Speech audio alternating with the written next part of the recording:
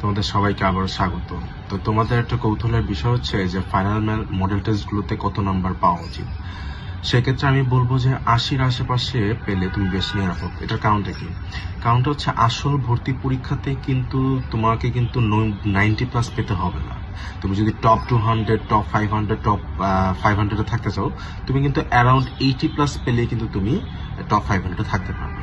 তাহলে এই শেষ সময়ে এসে তোমার প্রস্তুতিটা হওয়া উচিত এরকম যেন তুমি আসল পরীক্ষাতে অন্তত 80% হুবহু কমন পাও, হুবহু বা কাছাকাছি। এটার কারণটা কি? কারণ তুমি পারা জিনিস থেকে অনেক কিছু ভুল করবো, ঠিক আছে? তারপর দেখা যাবে যেগুলো তুমি পারো না, লাইক একটু আনকমন থেকে আসে, সেগুলো থেকে দেখা যাবে তুমি কয়েকটার অপশন হয়তো কয়েকটা ক্রস আউট করে তুমি একটু গেস করে হয়তো কয়েকটা দাগাবা, কয়েকটা হবে কয়েকটা হবে না, ঠিক আছে?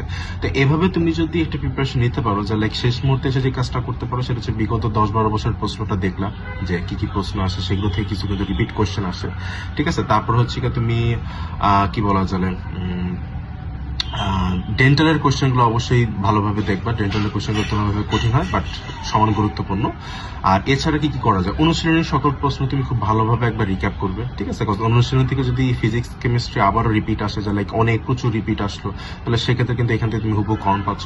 আর ইংলিশ জিকের জন্য কি করা যায়, ইংলিশ জিকের ক্ষেত্রে গুরুত্বপূর্ণ টপিকগুলো, এখন তো টপিক ধরে ধরে পড়ার সময় নেই, তুমি হচ্ছে কোশ্চেন ব্যাংকগুলো সলভ করো, আর হচ্ছে বিগত কয়েক বছর আসার ভার্সিটিতে বিভিন্ন ইংলিশ যে সকল এক্সাম, এছাড়া আমাদের যে সকল ইংলিশ এবং জিকে এক্সাম হয়েছে সেগুলো কিন্তু চাইলে তোমরা যে কোনো সময় ওই একই লিঙ্কে প্রবেশ করে স্ট্যান্ডার্ডে প্রবেশ করেই দিতে পারবে পরীক্ষাগুলো।